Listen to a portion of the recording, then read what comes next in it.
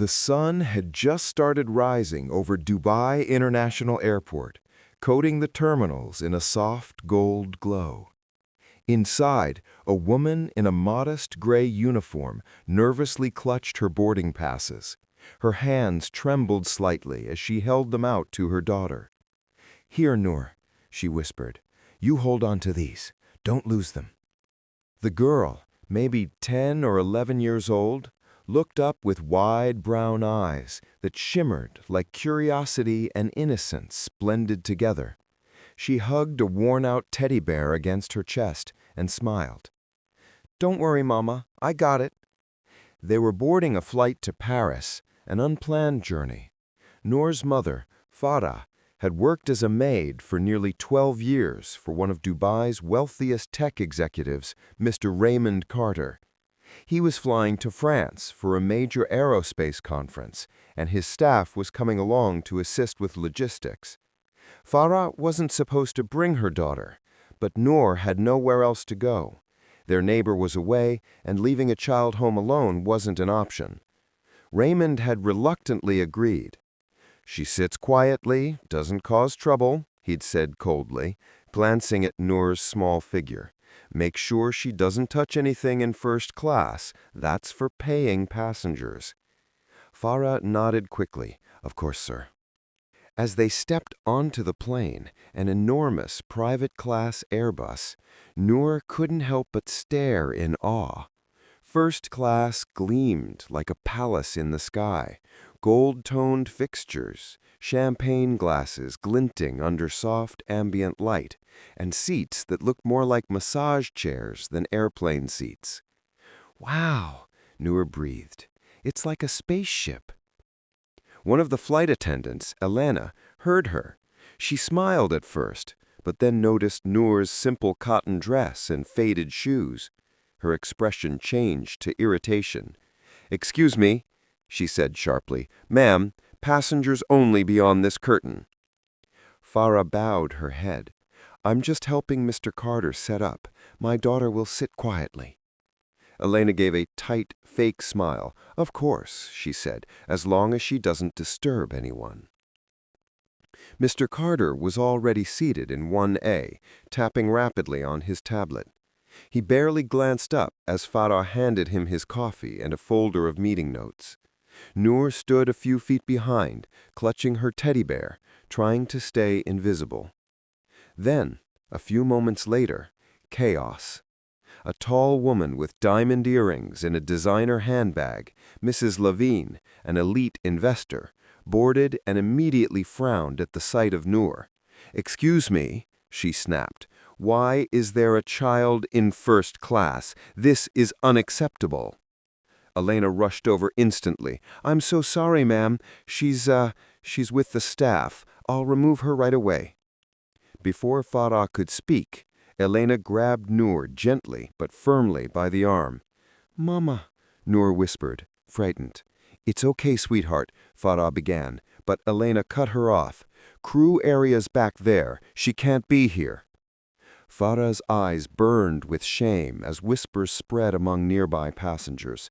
"She shouldn't even be on this plane," someone muttered. They moved Noor to the back, near the service galley, next to cleaning carts and folded blankets. She sat quietly on a small metal step, hugging her teddy bear tighter. Her mother's eyes filled with tears she tried not to show. Minutes later, the plane took off. The engines roared, the skyline of Dubai shrank below, and first class continued as if nothing had happened. But Noor didn't complain. She simply watched the world through a tiny round window, clouds drifting past like dreams she wasn't allowed to have. After an hour, Mr. Carter came to stretch his legs. He saw Noor sitting alone by the galley and frowned.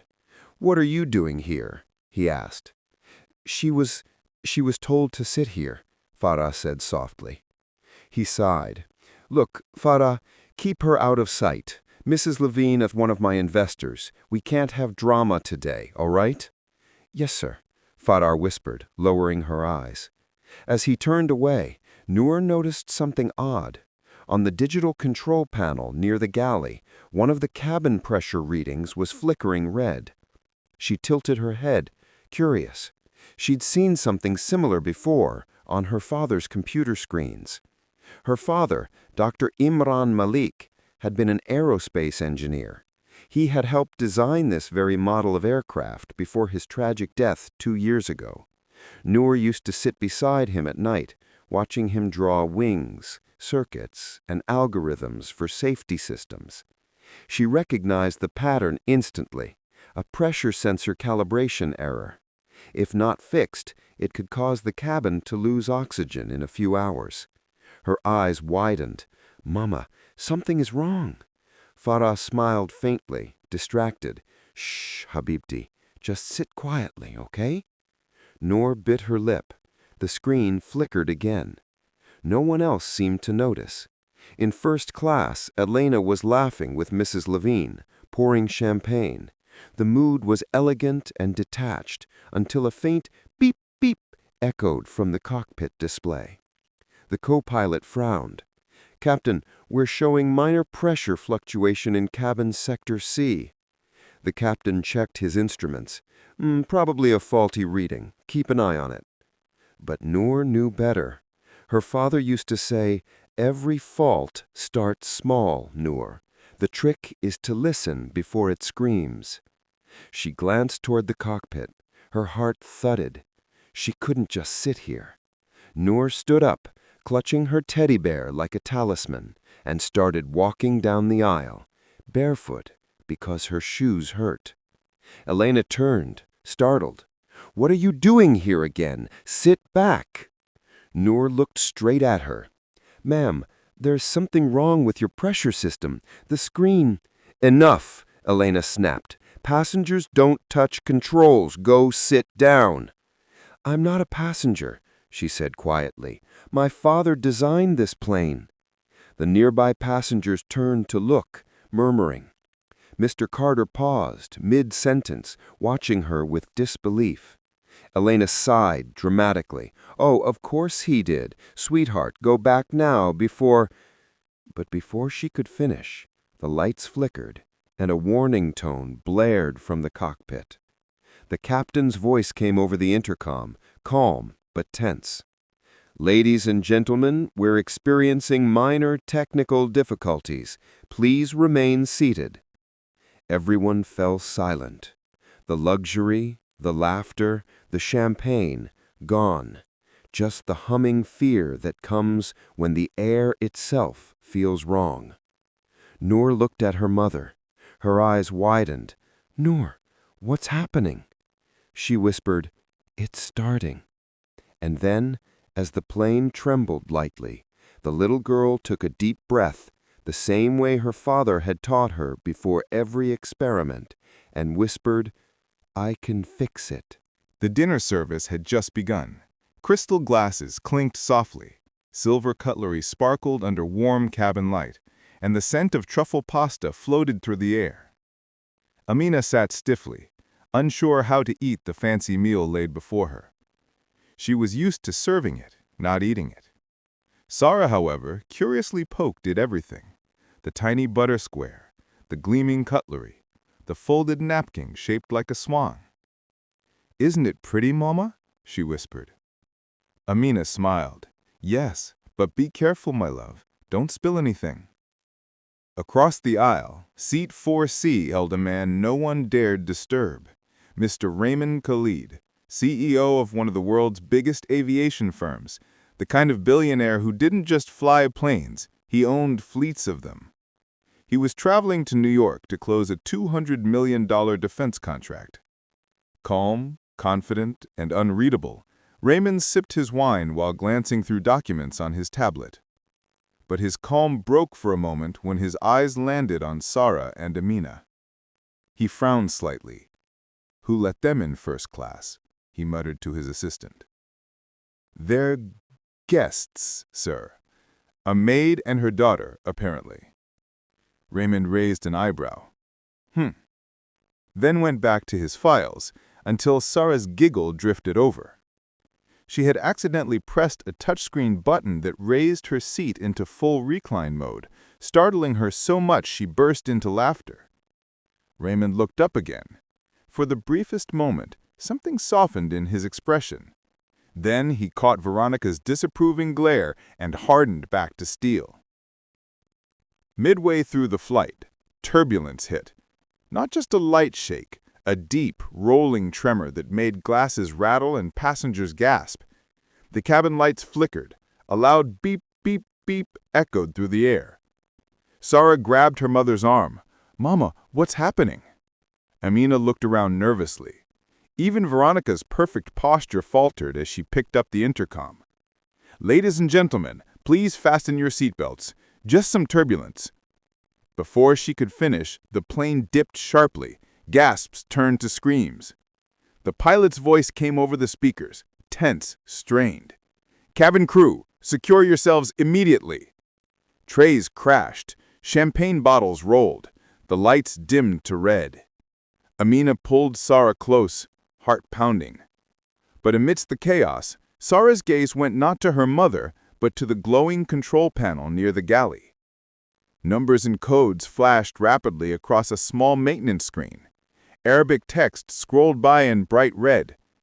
Sarah squinted. Her heart skipped a beat. She could read it. Her father, before he died, used to work for the Emirates Engineering Division. He was one of the engineers who had helped design this very model, the Aerolux 900, one of the world's newest jets. Sarah remembered watching him type long strings of Arabic-coded instructions late at night. He'd often tell her, "Someday, when you grow up, you'll understand this language of the sky." Now, as the plane shook violently, that memory came rushing back. The red words flashing on the maintenance panel said, "Hydraulic pressure failure. Stabilizer malfunction detected." Sarah's lips parted. "Mama, something's wrong with the tail control." Amina blinked, terrified. "What do you mean?" Sarah pointed. "That screen. It's saying the stabilizer isn't working. The plane can't stay balanced for long." Veronica overheard and snapped, "Please stay calm, miss. Don't touch anything." But Sarah wasn't touching, she was reading. The intercom crackled again. "Ladies and gentlemen, this is your captain. We are experiencing a technical issue. Please remain seated." Veronica tried to sound composed, but her hand shook. "See, the crew has it under control." Yet Sarah's eyes remained locked on that screen. She whispered, "No, they don't." The cabin lurched again. A tray flew through the air, smashing into a wall. A baby cried. Someone screamed. Even the billionaire in 4C braced himself, eyes narrowing. Sarah could feel it. The plane wasn't just shaking. It was sliding in the air, dipping more each time.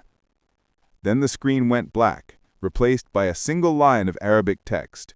"Manual override required. Input authentication code." Sarah gasped softly. "Baba used to say this message only appears before a stall." She turned to her mother, her small hands trembling. "Mama, we have to tell the pilot." Before Amina could respond, Veronica blocked their path. "Sit down. You're not allowed near the cockpit." Raymond stood up suddenly. His commanding voice cut through the panic. "Let her speak." Everyone froze. Veronica blinked. "Sir?" Raymond pointed to Sarah. "The child, what did you say about the stabilizer?" Sarah swallowed.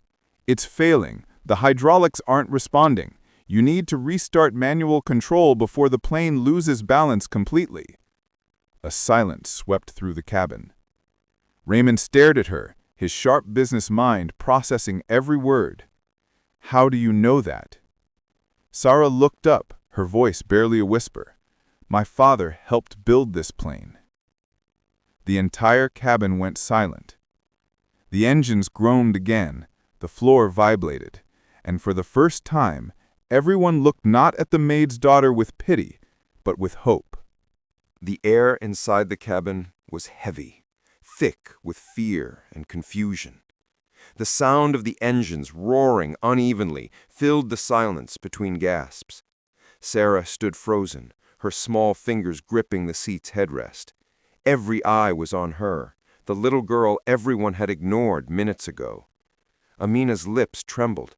"Sarah, sit down, please."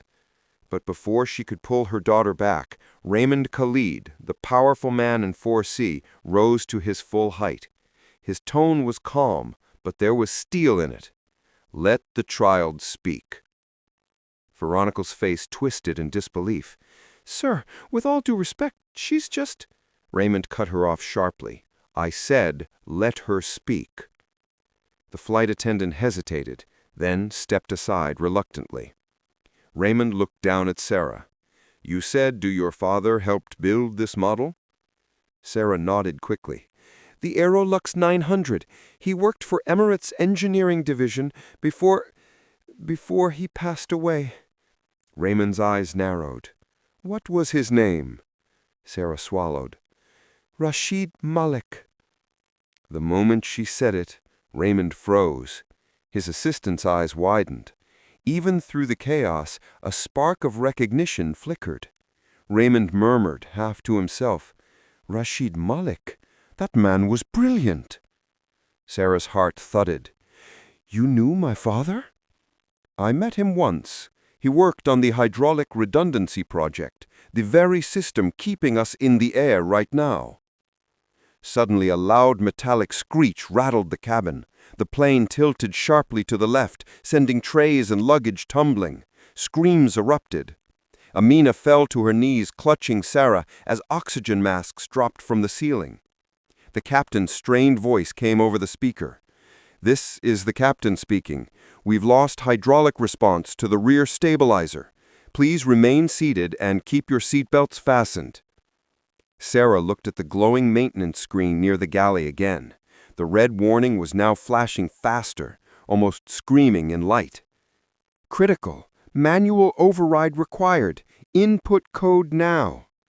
She whispered, "It's asking for an authentication code." Raymond turned toward the cockpit door. She might be right. Veronica panicked. "You can't just storm the cockpit. Sir, protocol—" "Protocol won't matter if we're in the ocean in 10 minutes, Raymond snapped. He turned to the nearest crew member. "Open that door now." The cockpit was chaos. The captain and co-pilot were wrestling with the controls. Alarms blared. The horizon on the screen tilted alarmingly. When the door burst open, the co-pilot shouted, "You can't be in here!" Raymond held up his ID card. "Raymond Khalid, Aerolux Industries. We built this aircraft. Listen to me." The captain glanced at him, eyes wide. "We've lost stabilizer control. None of the autopilot systems are responding." Sarah peeked from behind her mother's skirt, her voice small but certain. "Because the manual override isn't activated yet." The captain blinked. "Who? What?" Raymond gestured to her. "This is Rashid Malik's daughter." At that name, both pilots froze. The captain turned around slowly, disbelief etched on his face. "Malik? The engineer who designed the hydraulic subsystem?" Sarah nodded. "He used to show me the code in Arabic. That's why I can read it." The captain looked at her, then at the glowing error line on the screen. The Arabic script blinked relentlessly. "Manual override key required. Input code to engage auxiliary hydraulics." Sarah took a step closer, eyes darting across the console. She could almost hear her father's voice. "If the hydraulics fail, you don't panic. You translate the system. It speaks Arabic because the engineers who built it trusted that language." Her lips moved silently, decoding the message. "The system is waiting for a specific passphrase, something my father used to say." She closed her eyes. "What did Baba always tell me before he left for work?" Amina whispered, voice trembling. "He said, 'The sky listens to those who respect it.'" Sarah nodded, heart racing. She typed carefully in Arabic on the small keypad. "El Samah Tasma Man Yahtari Maha." The sky listens to those who respect it. For a moment, nothing happened. Then, beep. The red warning turned green. The screen flashed. Manual override accepted. Auxiliary system engaged. The plane jolted once, then steadied. The co-pilot's eyes went wide. Pressure's returning. Hydraulic flow reconnected. The captain exhaled in disbelief. We are regaining control. The cabin outside quieted as the turbulence eased. The engines hummed evenly again. Raymond turned to Sarah, stunned. You just... Sarah shook her head. No, sir. My father did. He taught me to listen. Amina was crying softly, a mix of fear, pride, and love. The captain crouched to Sarah's level, his voice breaking slightly. Young lady, you may have just saved 200 lives. Sarah looked out the window at the endless stretch of clouds. Baba said the sky always remembers kindness. Raymond smiled faintly. Then it remembered him today. Minutes later, the plane leveled completely. The passengers applauded when they heard the announcement. Ladies and gentlemen, the issue has been resolved. We are safe. Please remain seated as we stabilize altitude. In first class, Veronica stood frozen, tears filling her eyes. Amina hugged Sarah tightly, her heart pounding. Raymond returned to his seat, but this time he didn't sit. He knelt beside the two quietly. I owe you both an apology, and perhaps something more. Sarah tilted her head. Like what? Raymond smiled. Let's land first, then we'll talk about your future. Amina blinked in confusion, but Raymond's tone carried quiet respect and something deeper. Because he knew now who this little girl was, the daughter of a man he once ignored, a genius whose work had just saved his life. The sky outside had calmed, but inside the plane, tension still crackled like static. Even though the turbulence was gone, the silence that replaced it felt heavier than before. Sarah sat quietly, her small hands folded over the safety card in front of her. Her mother, Amina, couldn't stop looking at her, pride and disbelief mixing in her tearful eyes. Raymond Khalid, the billionaire who had once simply been a passenger, now sat on the edge of his seat, phone in hand, already messaging his head office. Urgent, verify Aerolux 900 control failure. Possible tampering. Priority red. He looked at Sarah again, the girl who had done the impossible.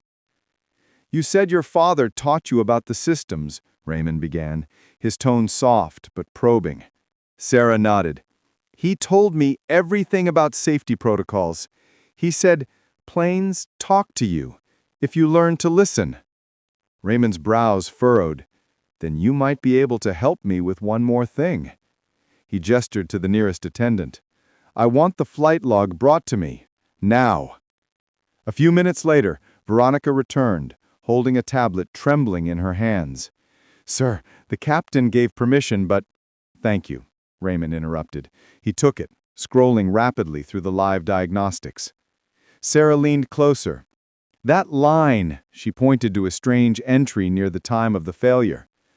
Override command initiated externally. Source, remote maintenance port 3B. Raymond's jaw tightened. Externally, he repeated.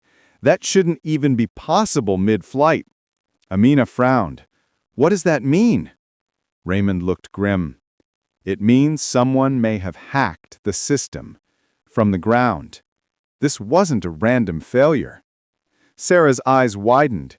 Then someone tried to crash us? He didn't answer immediately, but the silence spoke louder than words. A sharp tone came over the intercom. This is your captain speaking. We're beginning our descent toward Doha International. Cabin crew, prepare for landing. The usual calm tone now carried a tremor. Everyone could feel something wasn't right. Veronica moved down the aisle, forcing a smile. Everything's fine, ladies and gentlemen. Please remain seated. But her hands were shaking. She wasn't sure what to believe anymore. As the plane started descending, Raymond turned to Amina. "Once we land, I'll have my security team meet us.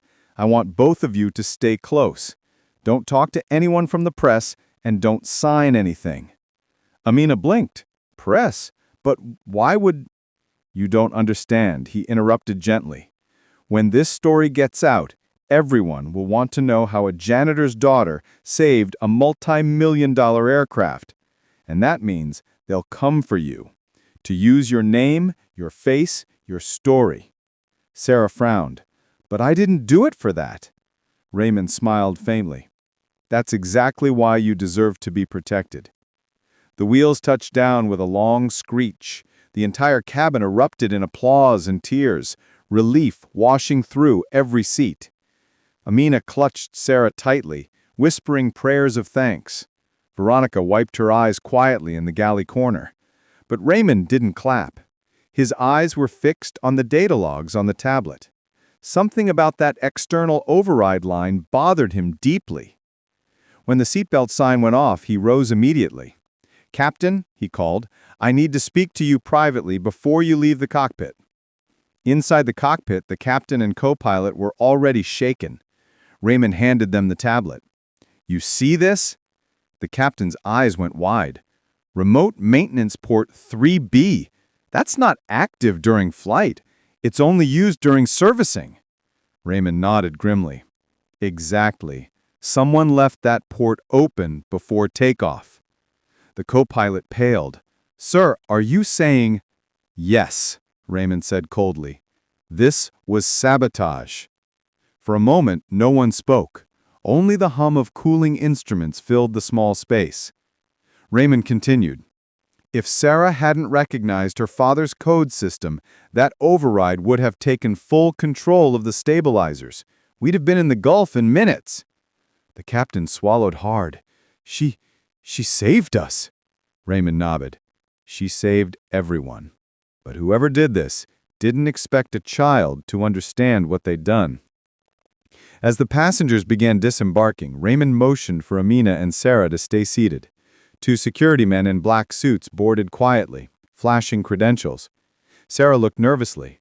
"What's happening?" Raymond smiled reassuringly. "Don't be afraid. These men are here to keep you safe." Veronica approached hesitantly, guilt flooding her face. "Mr. Khalid, I just wanted to say Apologies can wait. But remember this moment, Miss Veronica.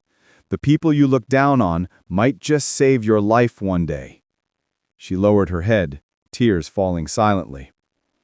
Once inside the airport's private terminal, Raymond led them to a quiet lounge. Reporters were already gathering outside, flashes flickering through the glass. Amina's voice trembled. "Sir, we don't want trouble. We just want to go home." Raymond smiled gently. "You won't have to worry about that. You're both under my protection now." Sarah tilted her head. "But why, sir? You don't even know us." He leaned back slowly. "I knew your father. Not personally, but through his work. He built things with integrity.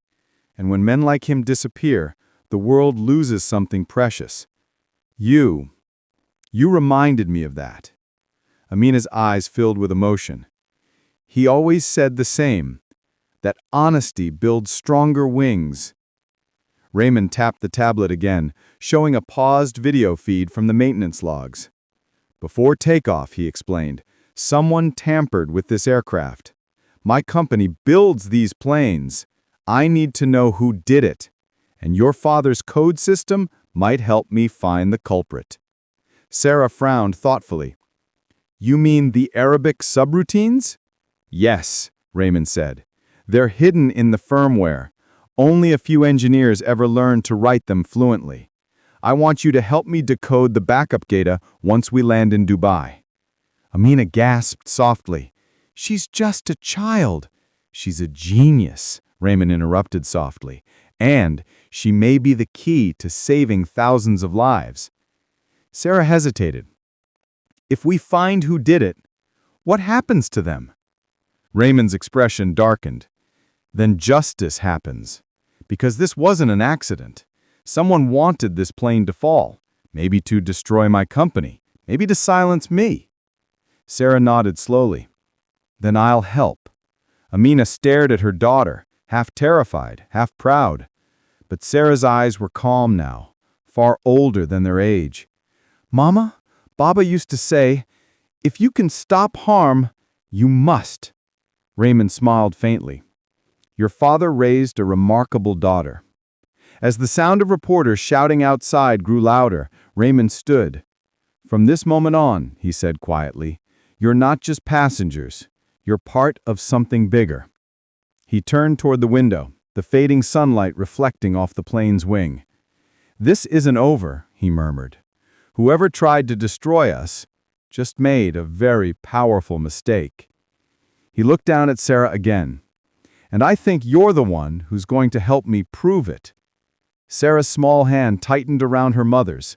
Outside, the cameras flashed brighter, trying to capture a glimpse of the heroes who had saved Flight 903.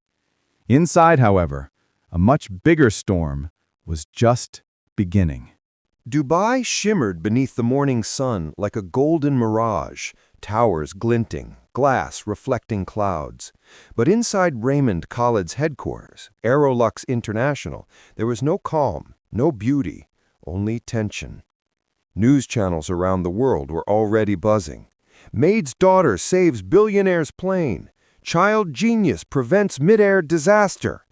In every clip, Sarah's face was blurred, but her story, the impossible courage of a janitor's daughter, had spread like wildfire. Amina held her daughter's hand tightly as security escorted them into the skyscraper. She still couldn't believe they were standing in the same building her late husband once cleaned every night. Raymond was already waiting in his top-floor office, the view stretching endlessly over the city. But instead of luxury, his desk was covered with papers, reports, and digital displays full of code. He looked up as they entered. "Good, you're here. We have work to do." Sarah looked at the glowing holographic display hovering over his desk. Streams of numbers and Arabic letters shimmered like flowing light. "What is that?" she asked softly. "That," Raymond said, "is the diagnostic memory from Flight 903, the last thing your father ever designed before he passed away." Amina froze. "How do you know that?" Raymond sighed. "Because your husband worked on the Aerolux 900 project, my most advanced aircraft. He was one of the few engineers who coded its safety AI in classical Arabic script, the same code that saved us." Amina's breath caught. You knew him?" "I didn't," Raymond admitted quietly, "but I wish I had. He was brilliant, and he deserved more than what life gave him." Sarah stepped forward, eyes locked on the floating code. Her fingers moved instinctively, scrolling and zooming through the symbols. "This line," she whispered, "it's not my father's. Someone copied his work, but they didn't understand it." Raymond leaned closer. "Explain." "See these subroutines?" she said, pointing to the shimmering characters. "They look like his writing, but here the syntax is reversed. That's why the system failed mid-air." Raymond frowned. "So it was intentional?" She nodded. "Yes, someone used his code to cause the failure, but left a signature." "Signature?" "Like a hidden name. Every engineer leaves something behind in their code, a pattern only they understand." She enlarged a section. In the middle of the code, a small Arabic word flickered faintly. "Raid." Raymond's eyes narrowed. "That name again." Amina blinked. "You know him?" Raymond nodded grimly. "Raid al-Hafez, former systems engineer. Fired 2 years ago for leaking internal schematics. He swore revenge." Silence filled the room. Only the low hum of the air conditioning echoed. "So he tried to destroy your company," Amina said quietly. "Not just the company. He tried to destroy lives, mine and everyone aboard that plane." Sarah frowned. "But why use Baba's code?" Raymond exhaled slowly. "Because your father was the best. His work could bypass our new firewalls. Riot probably found an old module. one your father created and twisted it. Amina looked down, tears filling her eyes.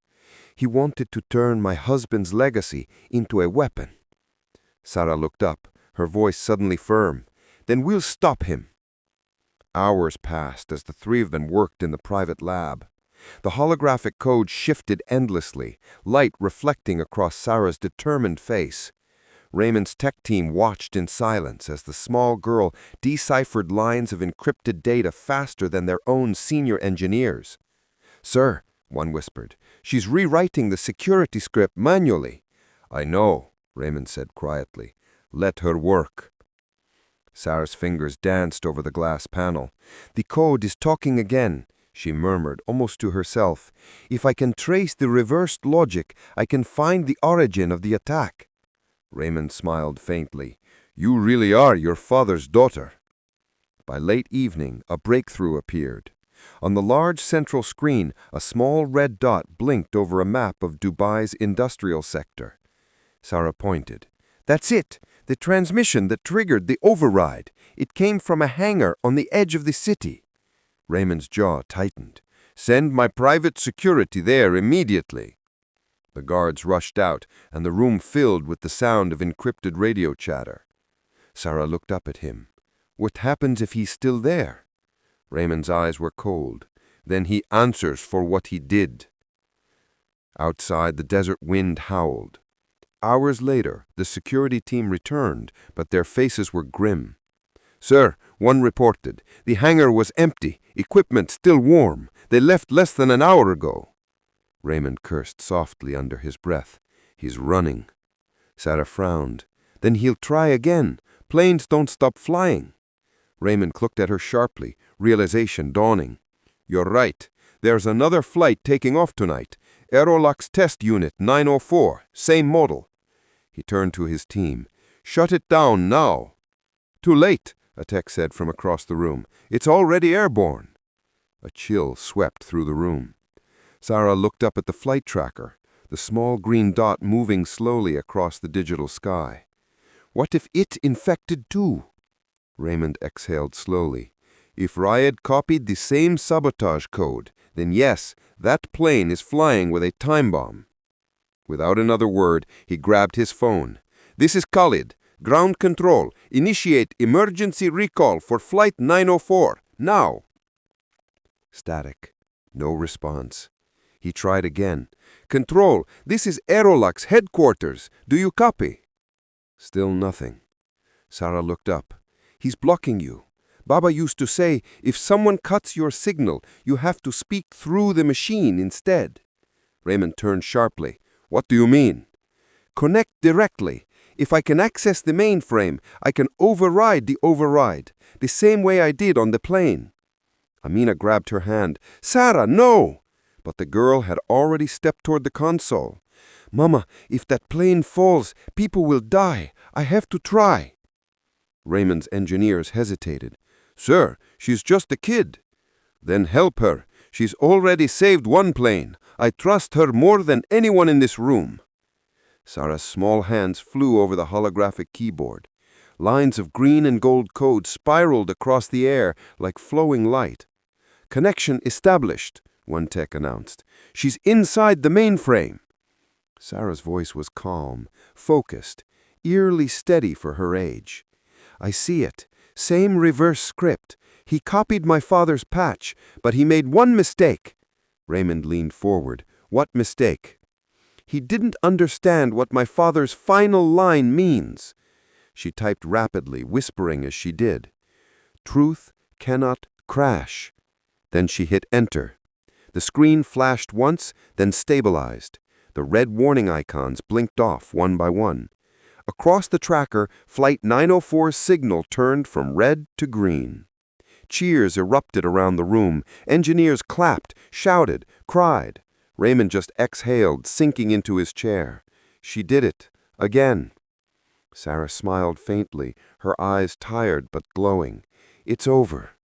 But as the relief spread, Raymond's phone buzzed. A single message appeared on the screen. "You can't stop the storm. Ride." His face hardened. "No, it's not over yet." He looked down at Sarah, the girl who had read the sky, who could hear machines whisper. "We've stopped him twice, but he's planning something much bigger." Sarah's eyes met his. "Then we'll stop him again." The plane trembled violently. Oxygen masks hung from above, swinging wildly. People screamed, praying, crying. The captain's voice crackled over the intercom. "Ladies and gentlemen, we've lost one engine, and our navigation system is unresponsive." The mother clutched her daughter's hand. "Stay here, Alina," she pleaded, her voice trembling. But the little girl shook her head, eyes blazing with courage far beyond her years. "Mama, I can fix it." She ran down the aisle, past the stunned passengers, past the same flight attendant who had insulted her only hours ago. The woman tried to stop her. "Hey, you can't go there!" Alina turned, her voice calm but firm. "Do you want to live or not?" The attendant froze. The child's tone, steady, confident, and eerily familiar, was something she couldn't question now. The control room.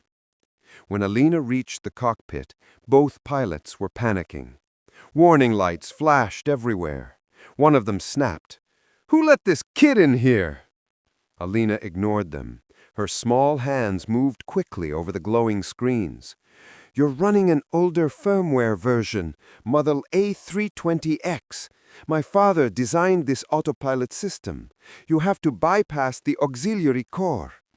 The captain blinked. "What?" "Trust me," she said. "You're looking in the wrong menu." Her fingers flew across the manual override controls. Lines of Arabic and English code scrolled across the screen, exactly what her father had taught her on his old tablet at home. "Reroute through the backup fuel line," she murmured. "Now press, yes, that one." The alarms began to slow. One of the red lights blinked green. The altitude stabilized slightly. The pilot looked at her in disbelief. "How did you—" "My father built this failsafe after a crash test failed. He never told the company. He said sometimes the system should be left for those who care, not those who profit." Silence over the clouds.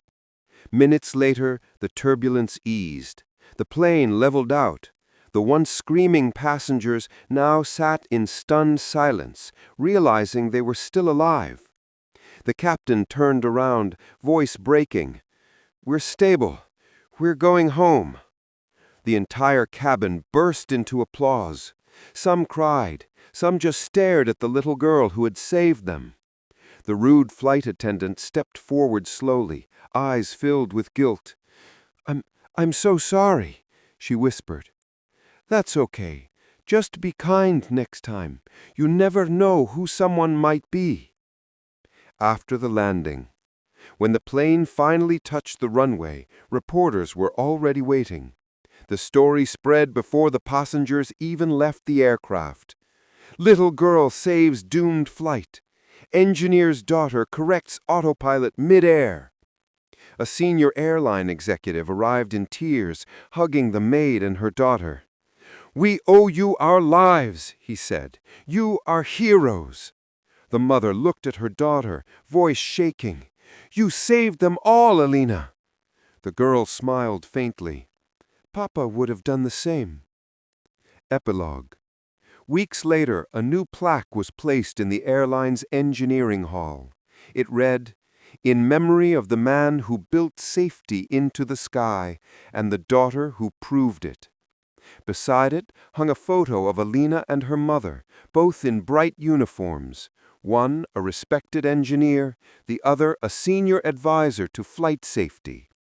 And every time a plane from that airline took off, a small line of code flashed briefly across its console, the one Alina had written mid-air that day. Hope never crashes.